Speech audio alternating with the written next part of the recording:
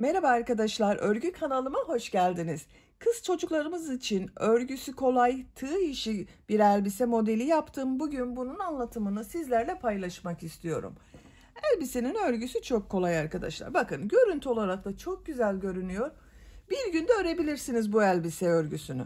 Bakın arka bölümü böyle görünüyor. Elbise örgüsünü yapacak olduğunuz bebeğinizin veya çocuğunuzun bel ölçüsüne göre bu bandı yaparak başlıyoruz. Yapacak olduğunuz çocuğun büyüklüğüne göre bunu daha az veya daha çok sıra sayısınca hazırladıktan sonra modelleri yerleştiriyoruz. Etek örgüsünde istediğiniz gibi daha uzun veya daha kısa tercih edebilirsiniz. Ben bugün elbise anlatımını 1-2 yaş arası kız çocuğu için anlatıyorum. Ama siz bu elbise örgüsünü yeni doğan bebek için de yapabilirsiniz. 5, 6, 10, 12 yaş her yaş çocuklarınız için yapabilirsiniz. Yetişkinler için de uygun bir model arkadaşlar. Elbise örgüsünde iplik olarak Alize Şeker'in bebek ipliğini kullandım ben bugün. Ama siz istediğiniz marka iplik ve renkleri kullanabilirsiniz. Sarı renk ile yapmayı tercih ettim. Dediğim gibi siz istediğiniz renk ve marka iplikleri kullanarak bu elbise örgüsünü yapabilirsiniz. Merserize iplikler ile de yapabilirsiniz. Koton iplikler ile yapabilirsiniz. Akrilik iplikler de tercih edebilirsiniz arkadaşlar. Tığ olarak elimin sıklığına göre 5 numara 3 milimetre tığ kullandım. Siz eliniz sıkıysa 1 numara büyük tığ kullanmanızı tavsiye ederim arkadaşlar. 3-3,5 milimetre tığ ile yaparsanız yaptığınız örgü daha güzel olacaktır. Tığ işi örgülerde eliniz sıkıysa yaptığınız örgü biraz sert olur. Bakın benim örgülerim çok yumuşak oluyor. Elim çok sıkı değil. Bu elbiseye takım yapmak isterseniz bakın ben güzel saç bantları hazırladım. Bu şekilde inceli bir saç bandı var. Ve fiyonklu bir saç bandı var. Bu fiyonkumuza da uygun bakın. Bu şekilde kolay fiyonklu bir saç bandı var. Ben bu iki saç bandının anlatımını yaptım. YouTube kanalıma yükledim. Siz de bunlardan yaparak bir kombin oluşturmak isterseniz her ikisinin olduğu YouTube linkini ben bu videonun açıklama bölümüne ekliyorum. Siz izlediğiniz bu videonun açıklama bölümünde bulunan saç bandı linklerine tıklayarak bunun gibi güzel bir set oluşturabilirsiniz. Bu fiyonk yapmak isterseniz de fiyonk videosunu ben bu videonun açıklama bölümüne ekliyorum arkadaşlar. Bunu da aynı şekilde izlediğiniz bu videonun açıklama bölümünde bulunan kolay tığ işi fiyonk linkine tıklarsanız yapabilirsiniz. Videonun içerisinde de gösteriyorum yapılışını. 1-2 yaş arası çocuk için yaptım dedim. Bu ölçüde oldu arkadaşlar. İplik olarak bir yumak iplik bitti. İkinci yumak ipliğe başladım. Benimle aynı ölçüde bir iplik kullanıyorsanız bakın 100 gram iplikte 320 metre var. Bu iplikten 1,5 adet ipliğe ihtiyacınız var. 1 yaşından küçük çocuk için yapıyorsanız bir yumak iplik yeterli. İplik tığı hazırlayalım. Hep birlikte bu kolay güzel elbise örgüsüne başlayalım. Örgü kanalıma abone değilseniz abone olmayı unutmayın lütfen. Örgü kanalıma abone olmak ücretsiz. Örgü kanalıma ücretsiz abone olup orada bulunan zil şeklini dokunarak açık yaparsanız kanalıma video yüklediğim zaman ilk önce size bildirim gelir. Örgülerimden herkesten önce sizin haberiniz olur. İzlediğiniz videolarıma beğeni ve yorumlarınızı yaparsanız çok sevinirim arkadaşlar. Hepinize kolay gelsin, iyi çalışmalar. Örgüye ilk önce bel örgüsünü yaparak başlıyoruz. Zincir yapmak için bak ilk ilmeği ben bu şekilde yapıyorum. Size nasıl kolay geliyorsa ilk ilmeği öyle yapabilirsiniz. Zincirleri yapmaya başlıyorum. 14 zincir yapıyorum. 1 2 3 4 5 6 7 8 9 10 11 12 13 14 14 zinciri yaptım. Siz bu bel genişliğine ne kadar istiyorsanız bu zincir sayısını daha az da yapabilirsiniz arkadaşlar. 10 zincir de yapabilirsiniz, 12 zincir de yapabilirsiniz, 15-16 zincir de yapabilirsiniz. Ben bunu yeterli görüyorum. Tığ üzerine iplik alıyorum. 3 ilmek atlıyorum, trabzan sırası yapıyoruz. 1 2 3 4. ilmek içine ilk trabzanı yapıyorum. Bak bu 3 ilmek atlayarak yaptığımda bir trabzan oluyor. Tığ üzerine iplik alıyorum. Toplam 10 trabzan yapıyoruz arkadaşlar. Bak. 1, 2, 3, 4, 5, 6, 7,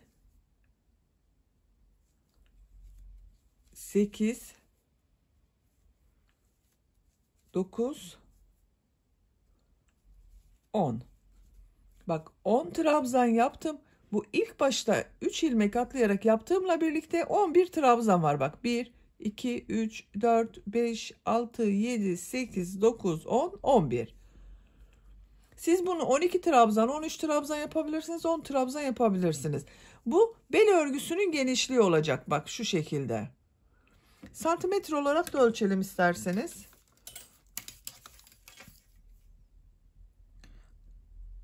4 santimetre genişlik var. Benim yapacağım için bu 4 santimetre yeterli. 3 zincir yapıyorum. 1, 2, 3. Örgüyü çeviriyorum.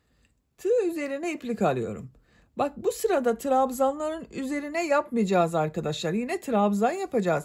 Bak burada 2 ilmek görünüyor bak.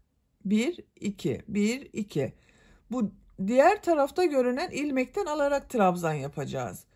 Bak bu ilk ilmeği atlıyorum. Bu 3 zincir yaptık zaten, bu bir trabzan oluyor.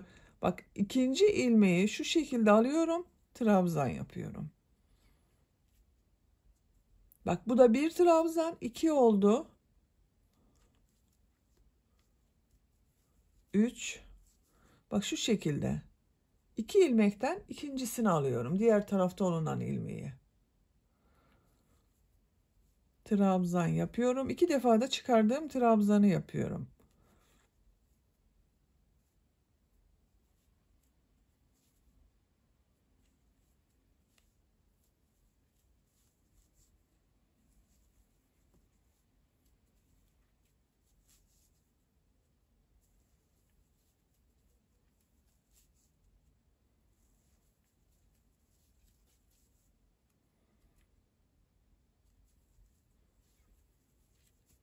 Bak son trabzana geldim. Tığ üzerine iplik alıyorum. Bunu şu şekilde zincirin üzerine trabzan yapıyorum. Kaç trabzan olduğunu sayalım bak. 2, 4, 6, 8, 10, 11. Yine 11 trabzan var. Üçüncü sıradayım. 3 zincir yapıyorum. Örgüyü çeviriyorum. Tığ üzerine iplik alıyorum. Bak yine bu ilk ilmeği değil, İkinci olan ilmekten bu dışta görünen ilmeği alıyorum. Trabzan yapıyorum. Çok kolay arkadaşlar bu örgüyü yapmak. Eliniz alıştığı zaman çok çabuk yapacaksınızdır.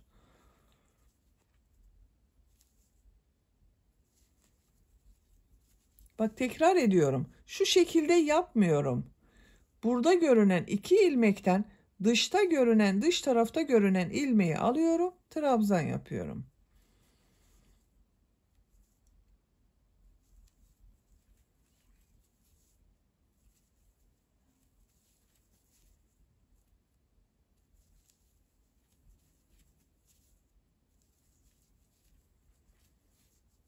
Bak son trabzana geldim yine. Burada bulunan zincir üzerine trabzan yapıyorum. Bakın yine sayalım. 2, 4, 6, 8, 10, 11. Bir sıra üzerinde 11 trabzan var. Dördüncü sıradayım. 3 zincir yapıyorum. Örgüyü çeviriyorum. Bak bu ilk ilmeği yaparsanız arttırma yaparsınız arkadaşlar. Bu ilk ilmek, bu 3 zincir yaptığımız trabzan oluyor. İkinci ilmekten bak dış tarafta bulunan ilmeği alıyorum. Trabzan yapıyorum. Bak diğer ilmeklerden de aynı şekilde dış tarafta bulunan ilmeklerden alıyorum.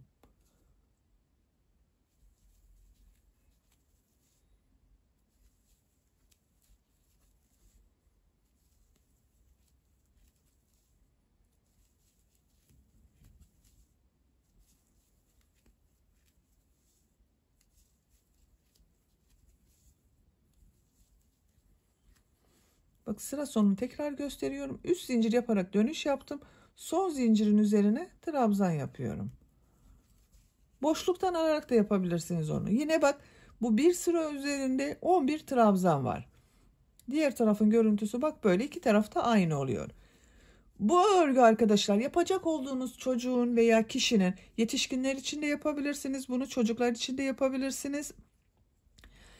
Bel ölçüsüne göre istediğiniz kadar sıra sayısını tekrarlayarak tamamlayalım. Yapacağım ölçüye kadar bak ben bel örgüsünü tamamladım arkadaşlar. Bu şekilde bir şerit halinde yaptım. Kaç sıra yaptığımı sayıyorum bak. Şu şekilde bak 1, 2, 4, 6, 8, 10, 12, 14, 16, 18, 20, 22, 24, 26, 28, 30, 32, 34, 36, 38, 40, 42, 44, 46, 48, 50, 52, 54, 56, 58, 60 sıra oldu. Bu 60 sıranın kaç santimetre olduğunu ölçüyorum. Sizin elinizin sıklığına ve tığ numaranıza göre bu sayı değişir arkadaşlar, sıra sayısı. Bak ölçüyorum. 41 santimetre. Benim yapacağım ölçü için bu yeterli. Siz bunu 41 santimetre olasıya kadar kaç sıra oluyorsa yapabilirsiniz. Veya daha büyük veya daha küçük çocuklar için yapacaksanız istediğiniz kadar tekrarlayabilirsiniz. Bak ikiye katladığım zaman bu şekilde görüntüsü var. Şimdi bunu iki ucu birleştireceğiz.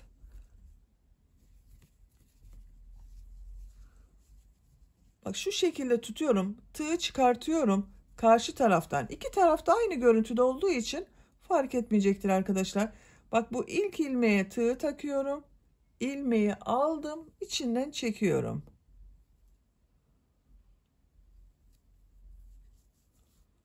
İkinci ilmeğe tığı takıyorum. Karşıdan ikinci ilmeğe tığı takıyorum. İplik alıyorum. Bak çektim. Tığ üzerinde bulunan ilmekten de çekiyorum. İlmek kaydırma yapıyorum bak. Diğer ilmeğe tığ taktım. Karşıda bulunan ilmeğe tığ taktım. Bak iki tarafı birleştiriyoruz. İplik aldım, çekiyorum.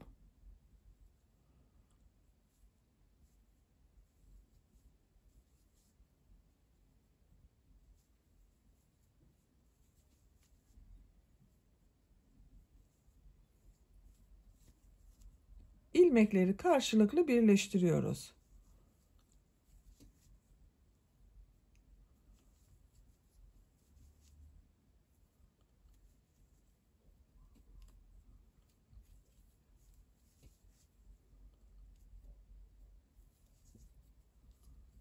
Bak son ilmeği birleştiriyorum.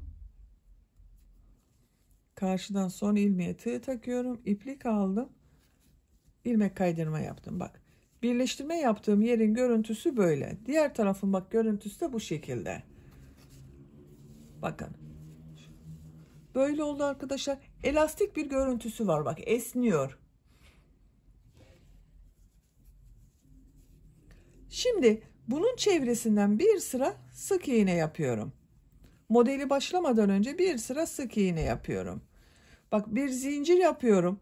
Bu trabzan dönüş yaptığımız yer var bak. Buraya 2 sık iğne yapıyorum. Diğer trabzan sırasına da 2 sık iğne yapıyorum. Her sıraya 2 sık iğne yapıyorum. Tam denk geliyor. Siz eliniz sıkıysa arada 3 de yapabilirsiniz arkadaşlar.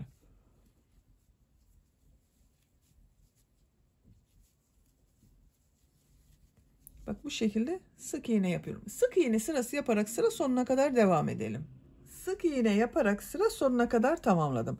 Bak her trabzan sırasına 2 sık iğne yaptım arkadaşlar. Görüntüsü böyle oldu. Son ilmek ile burada yaptığım ilk ilmeği ilmek kaydırma yaparak sırayı birleştiriyorum. Bakın. Şimdi model yerleştirmeye başlıyorum. 2 zincir yapıyorum. Tığ üzerine iplik alıyorum. Bak aynı ilmek üzerine bir trabzan yapıyorum. Bu 2 zincir yaptığımda bir trabzan. Bak 2 trabzan oldu. 2 zincir yapıyorum. Tığ üzerine iplik alıyorum. Aynı ilmek içine 2 trabzan yapıyorum. 2 trabzan, 2 zincir, 2 trabzan yapmış oluyoruz. Bak. 2 trabzan, 2 zincir, 2 trabzan oldu. Tığ üzerine iplik alıyorum. 2 ilmek atlıyorum. Bak 3. ilmeğe popcorn modeli yapıyorum arkadaşlar. Bak şu şekilde tığ ilmeğe taktım, iplik aldım, çektim. Bak uzatıyorum. Çıkarmıyorum, bekletiyorum. Tekrar tığ üzerine iplik doluyorum. 4 defa yapıyorum. Bak 1, 2, 3, 4. Bak 4 defa bu şekilde iplik doladım, ilmek aldım, çektim. Tığ üzerinde kaç ilmek olduğuna bakalım. 2, 4, 6, 8, 9 ilmek var. Tığ üzerine iplik alıyorum. Bak bu 8 ilmekten çıkartıyorum. Son ilmek duruyor. Tekrar iplik alıyorum. Üçünün içinden bir defa da çekiyorum bak. Bir sonraki modelde tekrar gösteririz arkadaşlar. Bak tığ üzerine iplik alıyorum. 2 ilmek atlıyorum. Üçüncü ilmek içine burada yaptığım gibi 2 trabzan, 2 zincir, 2 trabzan yapıyorum. 2 ilmek atlıyorum. 2 trabzan, 2 zincir, 2 trabzan yapıyorum aynı ilmek içine.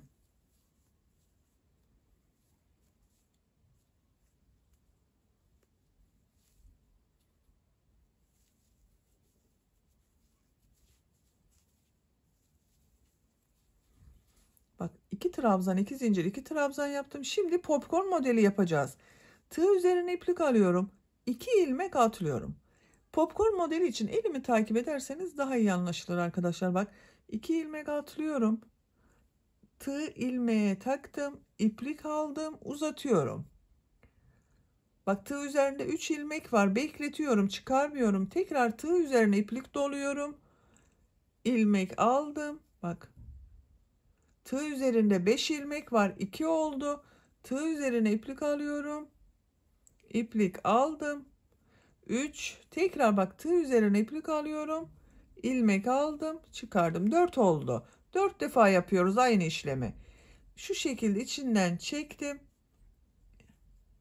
Bak. Bu şekilde oldu arkadaşlar. Tığ üzerine iplik alıyorum. 2 ilmek atlıyorum. Üçüncü ilmeğe 2 trabzan, 2 zincir, 2 trabzan yapıyorum.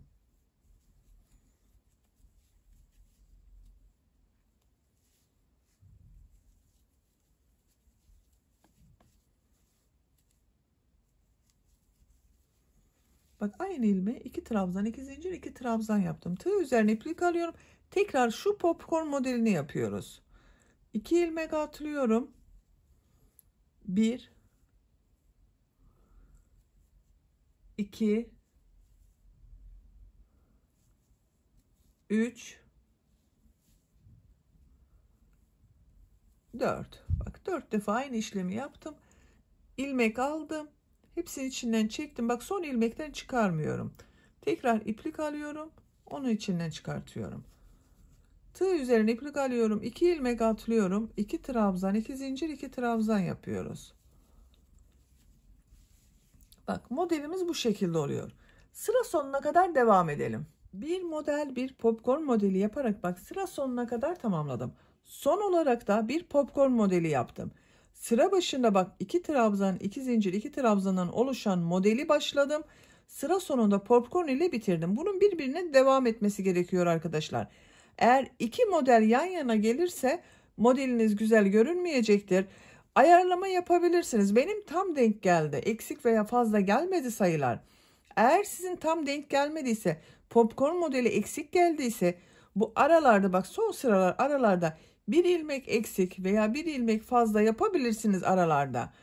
Ama bak bu şekilde denk gelmesi gerekiyor. Modelden önce bak popcorn modeli. Bu son yaptığım modeli burada yaptığım ilk ilmek ile bak 2 zincir yaparak bir trabzan yaptım. Bununla ilmek kaydırma yaparak sırayı birleştiriyorum. Bu sırada modeller yaptım. Bak bu şekilde oldu arkadaşlar. Bu sırada bu modelleri bak popcorn modellerini aynı yapacağız. 2 trabzan, 2 zincir, 2 trabzan yaptığımız modelleri 3 trabzan, 2 zincir, 3 trabzan yapacağız. İlmek kaydırma yaparak bu 2 zincirli boşluğa geçiyorum. Bak 2 zincirli boşluktayım. 2 zincir yapıyorum. Tığ üzerine iplik alıyorum. 2 trabzan yapıyorum.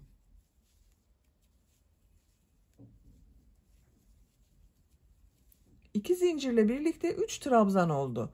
2 zincir yapıyorum. Aynı boşluk içine bak, 2 zincir üzerine 3 trabzan yapıyorum.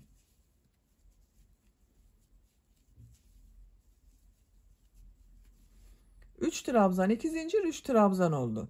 Tığ üzerine iplik alıyorum. Bak, bu popcorn modelinin üzerinde bulunan ilmek var. Bunun üzerine popcorn modeli yapıyorum.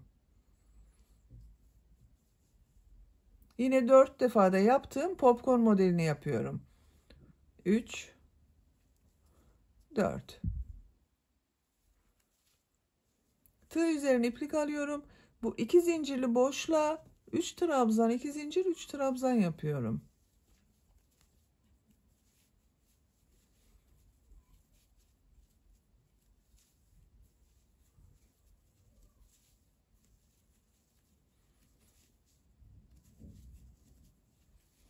Bak, 3 trabzan, 2 zincir, 3 trabzan oldu. Tığ üzerine iplik alıyorum. Bak, bu popcorn modelin üzerinde bulunan ilmeğe popcorn modeli yapıyorum.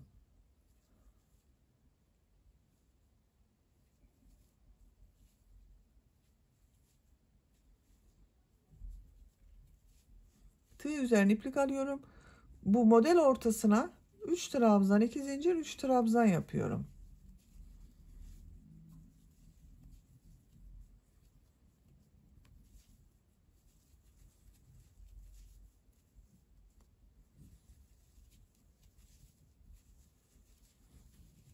Bak, bu şekilde oluyor. Sıra sonuna kadar devam edelim. Modelleri yaparak sıra sonuna kadar tamamladım.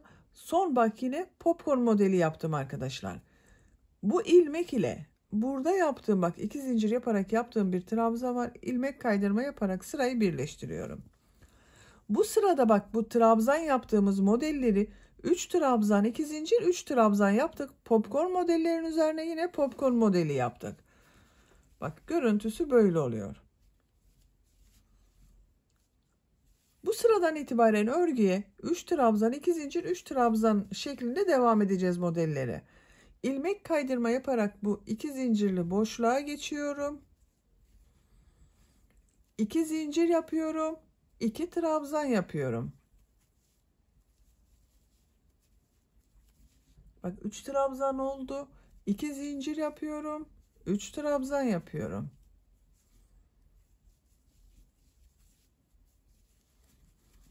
Üç trabzan, 2 zincir, 3 trabzan.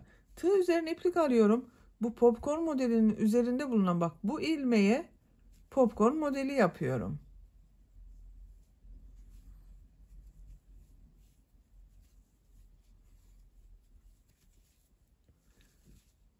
Model üzerine 3 trabzan, 2 zincir, 3 trabzan yapıyorum.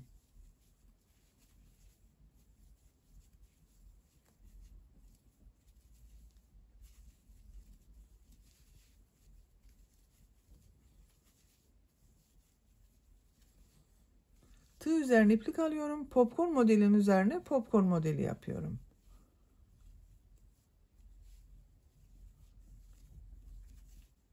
Bak. 3 trabzan, 2 zincir, 3 trabzan yapıyoruz. Popcorn modellerin üzerine popcorn modeli yapıyoruz. Sıra sonuna kadar devam edelim. İlmek kaydırma yapalım. Bak, birleştirelim. Buraya da ilmek kaydırma yapalım. Yine 3 trabzan, 2 zincir, 3 trabzan yapalım. Popcornların üzerine popcorn modeli yapalım. Etek örgüsü bu şekilde devam edecek arkadaşlar. Model sırasını tekrarlayarak yapacağım ölçüye kadar tamamladım. Kaç model sırası yaptığımı sayıyorum. 2, 4, 6, 8, 10, 12, 14. Bak, 3 trabzan, 2 zincir, 3 trabzan olarak devam ettim. 14 sıra olarak tamamladım arkadaşlar. Santimetre olarak ölçüyorum.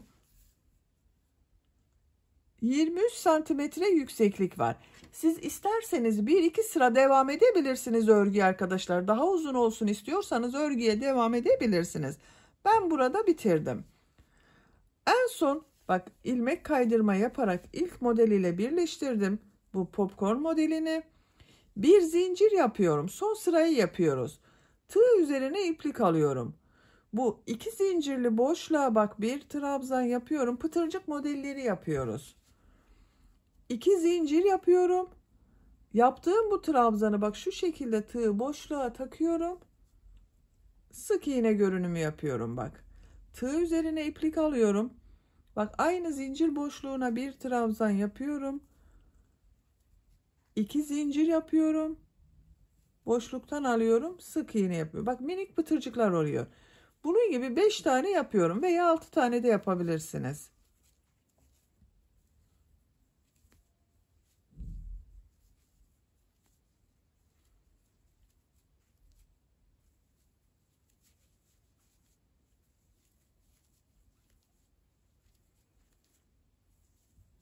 Bak. 1, 2, 3, 4, 5 pıtırcık modeli yaptım. Bir zincir yapıyorum. Burada yaptığım bak popcorn modelinin üzerinde bulunan ilmeğe sık iğne yapıyorum. Bir zincir yapıyorum. Diğer model ortasında bulunan 2 zincirli boşluğa pıtırcık modelleri yapıyorum. Bak bir trabzan yapıyorum. 2 zincir yapıyorum. Bunu şu şekilde bak boşluktan alıyorum. Sık iğne yapıyorum. Trabzan yapıyorum. 2 zincir yapıyorum. Tığ üzerine iplik almadan tığ boşluğa takıyorum. Sık iğne yapıyorum.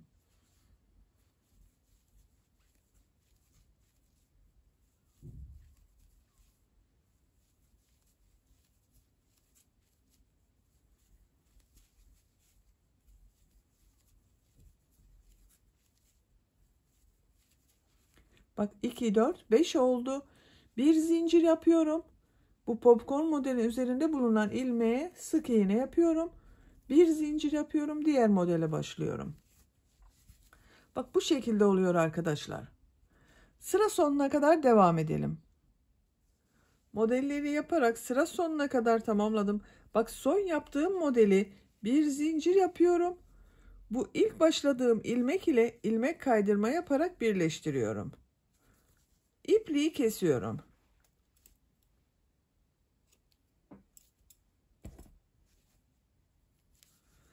Bakın eteğin örgüsünü bitirdim. Bu şekilde oldu. Bak çok güzel oldu. Şimdi askı bölümünde yapalım. Bitirelim arkadaşlar. Askı bölümüne arkadan başlıyorum bak.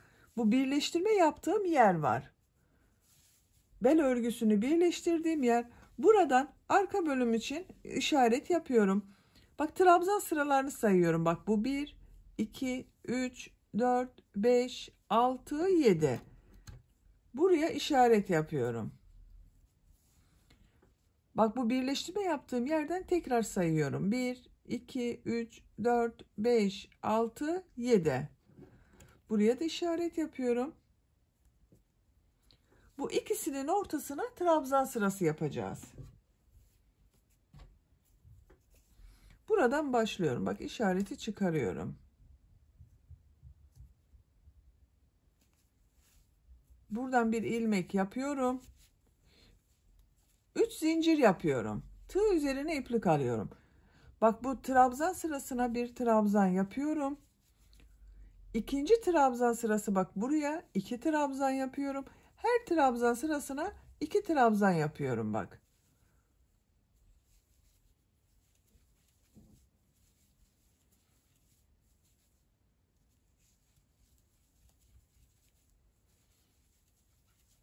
Bak bu şekilde her sıraya 2 trabzan denk getiriyorum. İşaret yaptığım yere kadar devam edelim. İşaret yaptığım yere kadar bak trabzan yaptım.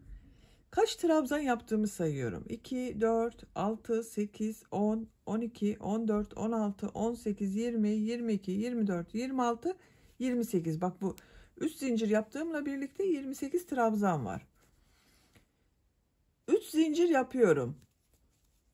Örgüyü çeviriyorum. Bak bu bel örgüsünde yaptığımız örgü gibi yapıyoruz. Tığ üzerine iplik alıyorum. Bak bu ilmeği boşluktan alıyorum. Trabzan yapıyorum. Bak 2 ilmek görünüyor burada. İkinci ilmekten alıyorum bak. Şu şekilde 1, 2, ikinci ilmekten alıyorum. Trabzan yapıyorum.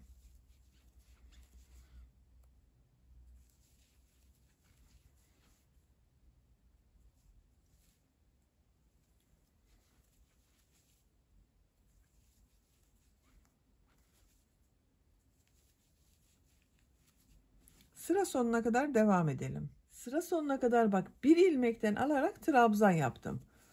Tığ üzerine iplik alıyorum. Burada 3 zincir yaparak yaptığım bir trabzan vardı. Boşluğa takıyorum, trabzan yapıyorum bak. 3 zincir yapıyorum, örgüyü çeviriyorum. Tığ üzerine iplik alıyorum. Bak yine ilmeklerden alarak trabzan yapıyorum.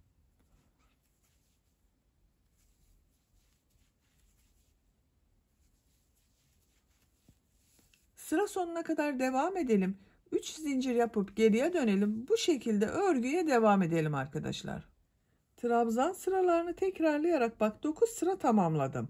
1, 2, 3, 4, 5, 6, 7, 8, 9. Bak ilmeklerden alarak trabzan yaptım. Aynı bu bel örgüsünde olduğu gibi oldu. Şimdi askılarını örmeye devam edeceğiz. İkiye ayıracağız burada arkadaşlar. Bir sıra üzerinde 28 trabzan vardı. Sayıyorum bak 2, 4, 6, 8, 10, 12, 14 trabzan sayıyorum. Buraya bir işaret yapıyorum. Bak burada da 2, 4, 6, 8, 10, 12, 14 trabzan var. 3 zincir yapıyorum. Örgüyü çeviriyorum. Bak yine ilmeklerden alarak yapıyorum. Şu şekilde ilmekten alıyorum, trabzan yapıyorum. Bak bu üst zincirde bir trabzan 1, 2, 3, 4, 5, 6, 7, 8, 9, 10. Bak burada bir kesme yapıyorum arkadaşlar.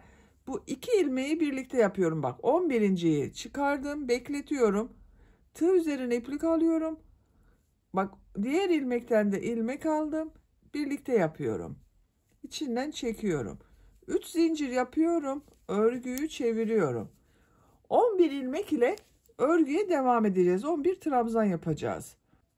Tığ üzerine iplik alıyorum. Bak bu ilmek üten ilmek alıyorum. 2, 3, 4, 5, 6, 7, 8, 9, 10. Bak 11. bu 3 zincir yaparak yaptığım trabzan. 11. 3 zincir yapıyorum. Örgüyü çeviriyorum. Yine bak ilmeklerden alarak trabzan yapıyorum. 11 trabzan yapıyorum.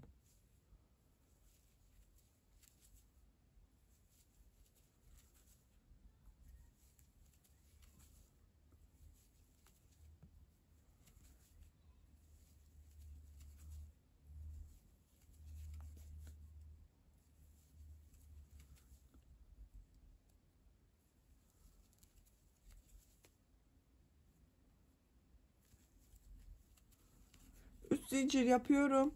Örgüyü çeviriyorum. İlmeklerden alarak trabzan yapıyorum. Bak 11 trabzan var. Bir sıra üzerinde 11 trabzan var. Bu askının örgüsü bu şekilde devam edecek.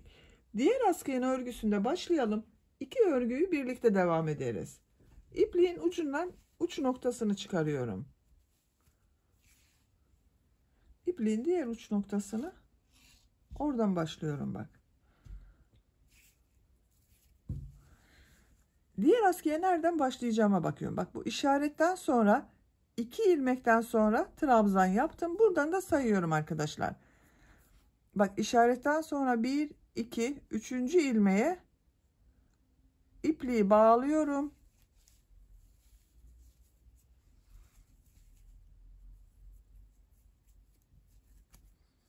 Bu ilmekten bir ilmek yapıyorum. Bir zincir yapıyorum. Tığ üzerine iplik alıyorum. Bak diğer ilmeği şu şekilde trabzan yapıyor gibi bir defa çıkardım, bekletiyorum, kesme yapıyorum. Tekrar diğer ilmekten trabzan yapıyor gibi ilmek aldım. 2 ilmekten çektim. Bak tığ üzerinde 3 ilmek var. 3'ün içinden bir defa da çekiyorum. Burada yaptığımız gibi bak, burada da sıra başında kesme yaptım. Burada sıra sonunda oldu. Burada sıra başında oldu. Diğer ilmeklerden alarak trabzan yapıyorum. Bak bu 2 ilmek yaptık. Bu 1, 2, 3, 4, 5. Bak ipliğin ucunu da içeride tutuyorum. 6, 7,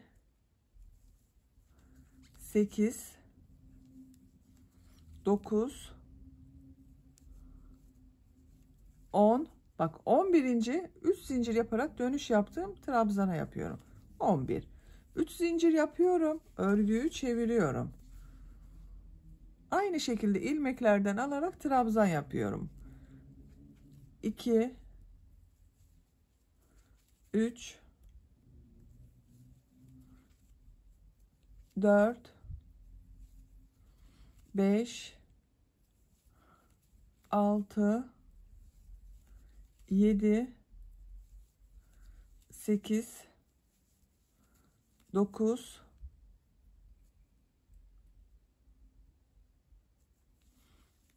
10, 11. 3 zincir yapıyorum. Örgüyü çeviriyorum. Tekrar ilmeklerden alarak trabzan yapıyorum. Bak bu 3 zincir yaparak yaptığım bir trabzan olduğu için bu ilk ilmeğe yapmıyorum arkadaşlar. Onu unutmayalım. Buna yaparsanız arttırma olur. İkinci ilmeğe trabzan yapıyorum. Bak. Görüntüsü böyle oluyor. Bu 11 trabzan ile her iki askının örgüsünü tamamlayalım arkadaşlar. Askı örgüsünü tamamladım arkadaşlar. Bakın her iki askıyı aynı uzunlukta ördüm. Kaç sıra yaptığımı sayıyorum. Bak bu trabzan sırası görünen yerleri sayıyorum. Kabarık görünenleri bak. 1, 2, 3, 4, 5, 6, 7, 8, 9, 10, 11, 12, 13, 14, 15, 16, 17, 18, 19, 20. Bak bir tane daha trabzan sırası var. Santimetre olarak da ölçüyorum. Başlangıçtan itibaren bak bu askılara başladığımız yerden itibaren ölçüyorum. 34 santimetre. Benim yapacağım ölçü için yeterli. Bakın esnek arkadaşlar. Buradan itibaren bu askının buralara birer tane düğme dikerek bu şekilde bak düğme ilikleri yapabilirsiniz. Bunu nasıl yaptığımızı size göstermek istiyorum. Ben bugün bunu buraya dikerek kullanacağız arkadaşlar. Ama isteyen arkadaşlar bunu düğmeli de yapabilirsiniz. Onlar için kısa bir gösteri yapmak istiyorum bakın. Orta noktayı buldum. Bak şöyle burayı birleştiriyorum. Orta noktaya işaret yaptım. Bura ön bölümün orta noktası. Buradan itibaren bak 1, 2, 3, 4, 5, 6 modelden sonra düğme iliğine başladım. Buradan sayıyorum. 1, 2, 3, 4, 5, 6. Buradan iplik bir defa bağlıyorum. İlmek yapıyorum. Zincir yapıyorum. 8 zincir yapıyorum ben. Siz tercihinize göre bunu 10 zincirde yapabilirsiniz. Bak bu şekilde bir düğme dikecekseniz 8 zincir yeterli. Daha büyük düğme kullanacaksanız bunu 10 zincir yapabilirsiniz. 5, 6, 7, 8. Bak bu bir modeli atlıyorum, şu kabarık görünen buraya sık iğne olarak yapıyorum. Üzerine sık iğne dolduruyorum.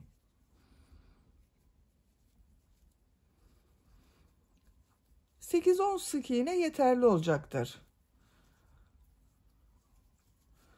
Bu ilk yaptığım yer ile bak şu şekilde ilmek kaydırma yaparak birleştiriyorum.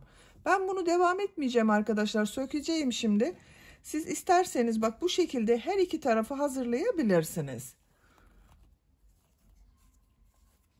Buraya bak bunun gibi fiyonklar hazırladım. Bu fiyonkları, askıları buraya dikiyorum. Üzerine bu fiyonkları dikeceğiz. Buraya iğne takıyorum.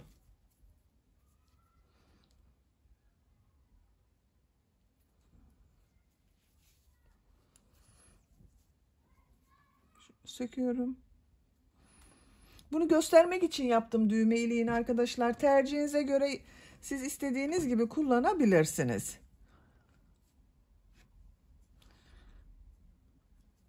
Bak bu işaret yaptığım yerden sonra yine bak 1, 2, 3, 4, 5, 6 saydım. Buraya dikiyorum. Bak şu şekilde tersten de dikebilirsiniz.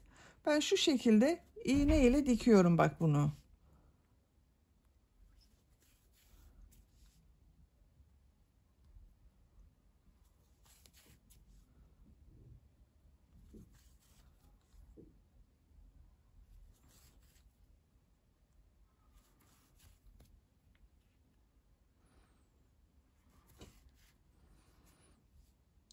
Burada ipi sabitliyorum. İpliği kesiyorum.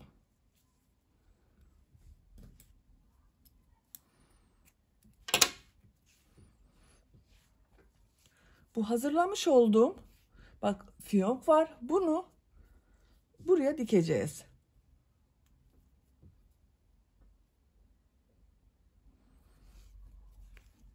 Şöyle bakın tutuyorum. Tam ortaya bunu dikiyorum.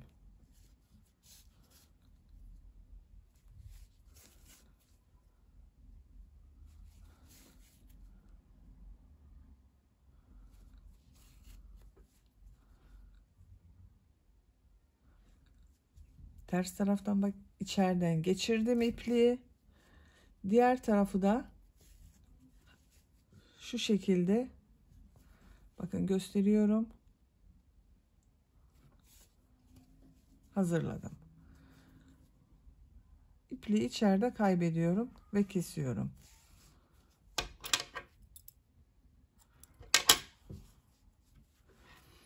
Bakın bu şekilde oldu arkadaşlar. Diğerini de aynı şekilde dikelim. Diğer fiyonk örgüsünü de bakın diğer askıya diktim. Bakın çok güzel oldu.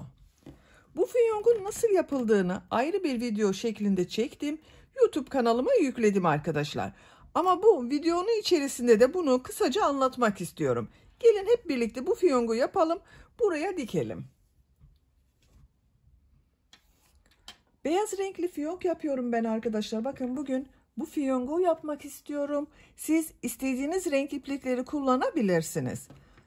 Bakın ilk ilmeği ben bu şekilde yapıyorum. Zincir yaparak başlıyoruz. Bu fiyonk yapımını ilk önce zincir yapıyoruz.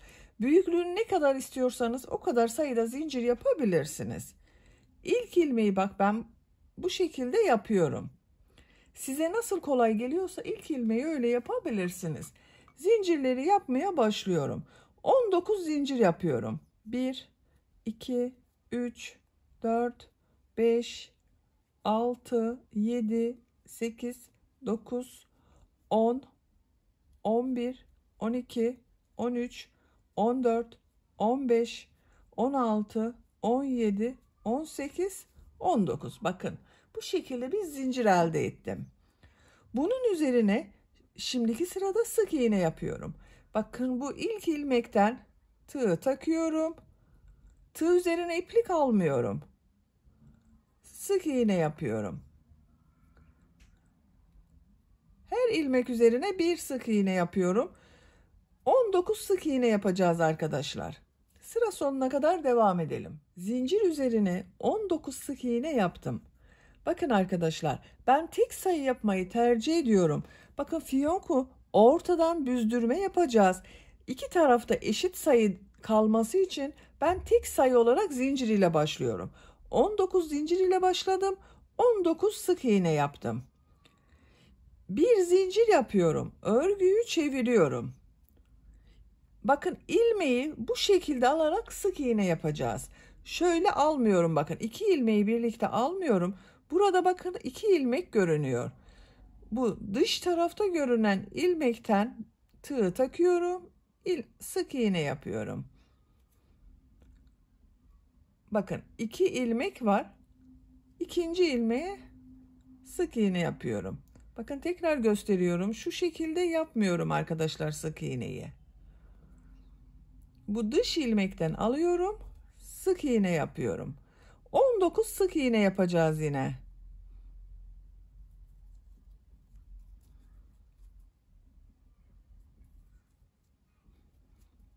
Sıra sonuna kadar devam edelim. Sıra sonuna kadar tamamladım.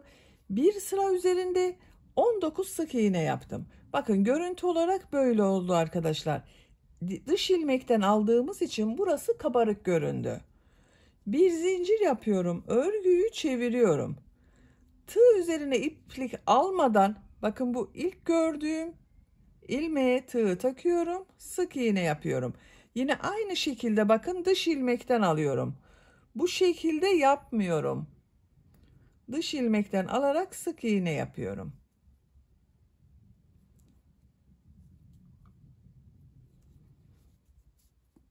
Sıra sonuna kadar devam edelim. Sıra sonuna kadar tamamladım.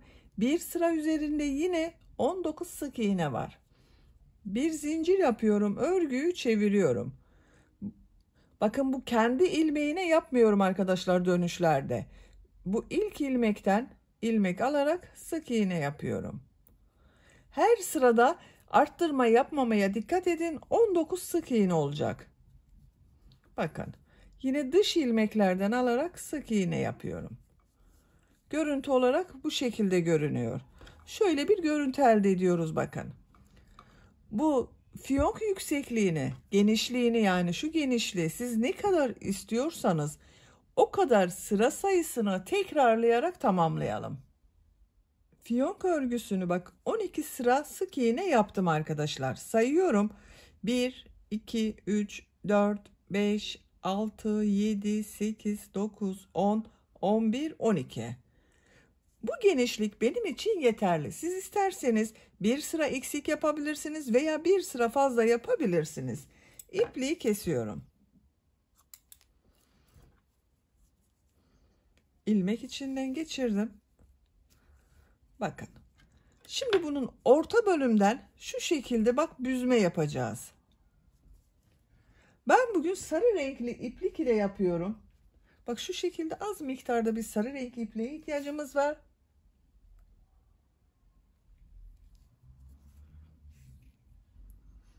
İğneye taktım bu sarı ipliği arkadaşlar.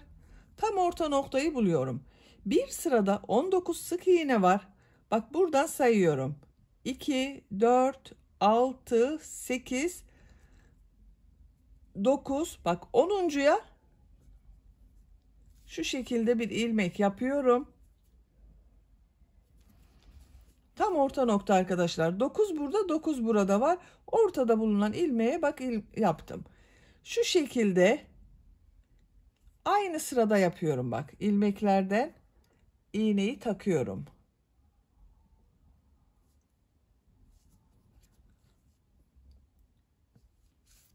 Çektim iğneyi. Şu şekilde bak iyice çekiyorum. Buranın sıkı olmasını sağlıyorum. Sarı renk ipliği şu şekilde bir defa doladım. İstediğiniz kadar bu sarı renkli ipliği dolayabilirsiniz. Sade beyaz renk iplik ile de yapabilirsiniz arkadaşlar. Beyaz renkli bir fiyonk istiyorsanız kendi rengiyle de bu dolamayı yapabilirsiniz.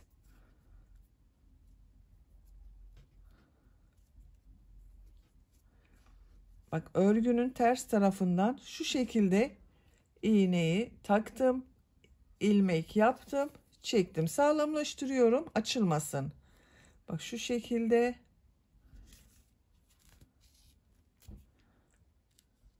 Tamamdır. Bakın fiyonk hazır. Bu ipliği de örgünün ters tarafından iğne yardımıyla veya tığ yardımıyla çekebilirsiniz. Ben iğne kullanıyorum. Daha kolay oluyor. Bak.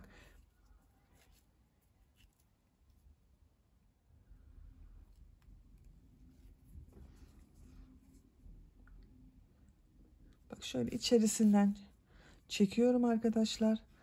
Bakın kaybedeceğiz.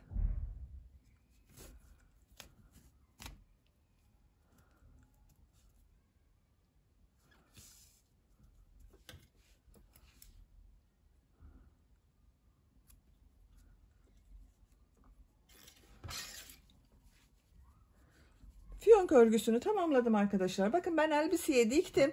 Siz de yaptığınız fiyongu ördüğünüz elbiseye dikebilirsiniz. Elbise örgüsünü de böylece tamamlamış olduk. Bakın görüntü olarak böyle oldu. Arka görüntüsüne bakalım. Arka görüntüsü de bakın böyle. Çok şık ve kolay bir elbise yaptık. Elbisenin bitmiş olarak size ölçülerini söylüyorum. Buradan genişliğini ölçüyorum. 23 santimetre. Yüksekliğini ölçüyorum. Etek yüksekliğini ölçüyorum. 25 santimetre. Omuzdan itibaren bakın bu askı yaptığımız buradan itibaren uç noktaya kadar olan yüksekliği ölçüyorum. 43 santimetre. Bu ölçüde 1-2 yaş arası çocuk için güzel bir ölçü oldu. Böylece bir örgü anlatımının da sonuna gelmiş olduk. Beni dinlediğiniz ve izlediğiniz için hepinize çok teşekkür ederim. Örgü kanalıma abone değilseniz abone olmayı unutmayın lütfen. Örgü kanalıma abone olmak ücretsiz. Örgü kanalıma ücretsiz abone olup orada bulunan zil şeklini dokunarak açık yaparsanız kanalıma video yüklediğim zaman ilk önce size bildirim gelir. Örgülerimden herkesten önce sizin haberiniz olur. İzlediğiniz videolarıma beğeni ve yorumlarınızı yaparsanız çok sevinirim arkadaşlar. Sizlerle yeni örgülerde görüşmek dileğiyle. Hoşça kalın, sevgiyle kalın.